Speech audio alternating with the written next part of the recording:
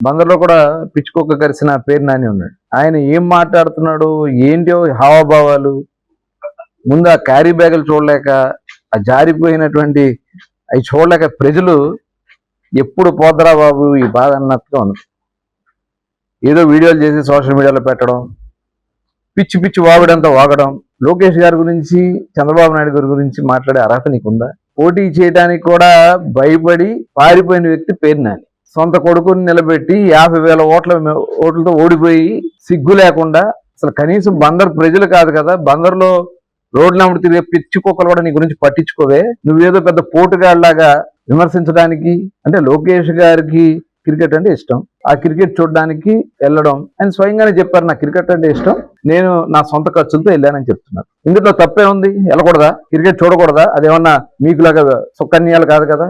ఇవి క్లియర్ గా India match, అది ఇండియా పాకిస్తాన్ మ్యాచ్, అది వెళ్ళారు. మీకులాగా క్రికెట్ బెట్టింగ్ లో లేకపోతే ప్యాకెట్ క్లబ్లో వాటికి కాదు కదా వెళ్ళింది. ఆయన మీరు దాన్ని విమర్శిస్తున్నారు. సొంత ఖర్చులతో వెళ్ళడం తప్ప. బోర్డింగ్ పాస్ అండి, ఇవి చూపించారండి బోర్డింగ్ పాస్లు. ఇవాళ అసలు మీకు ఈ విషయాల గురించి మాట్లాడే అర్హత ఎక్కడుంది అసలు? ఇవాళ రాష్ట్రాన్ని అన్ని రకాలుగా పరుగులు పెట్టిస్తా ఉన్నారు. ప్రపంచంలో మేటి సంస్థ అయినటువంటి గూగుల్ సంస్థని ఇవాళ దేశంలో అన్ని రాష్ట్రాలు పోటీ పడిన ఆంధ్ర రాష్ట్రానికి వచ్చిందంటే దట్ ఈజ్ లోకేష్. అటువంటి లోకేష్ గారి గురించి మీరు మాట్లాడుతున్నటువంటి మాటలు, ఆ భాషలు, ఆ హావభావాలు నిజంగా చిరాకు తెప్పిస్తుంది. మీ మొహాలు చూడలేకే ప్రజలు మిమ్మల్ని చిత్తుగా ఓడికొట్టారు.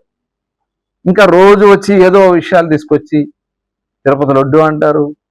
మీరు చేసిన పాపమే కదా తిరుపతి లడ్డు కల్తీ. ఇవాళ మీరు ఎన్ని చేసి పొరులు దండాలు పెట్టినా స్వామివారి ఖచ్చితంగా వెంకటేశ్వర స్వామికి అపవిత్రం చేసిన వాళ్ళు ఎవరు కూడా తప్పించుకోలేరు. అదే కాదు, 8,000 బస్తాలు బియ్యం కొట్టేసావు పేరు నాని గారు. 8,000 బస్తాలు బియ్యం కొట్టేసి డబ్బులు కట్టేసాగా అని చెప్పినటువంటి వ్యక్తి నీకు అసలు మాట్లాడే అర్హత ఎక్కడుంది? ఇవాళ స్వయంగా మీకు జగన్మోహన్ రెడ్డి గారు గాల్లో చేసినటువంటి ప్రయాణాలు, ప్రభుత్వ సొమ్మును ఉపయోగించుకుని దగ్గర 250 కోట్ల రూపాయలు ప్రభుత్వ ధనాన్ని మీరు వాడుకున్నారు మీ సొంత ప్రయాణాల కోసం.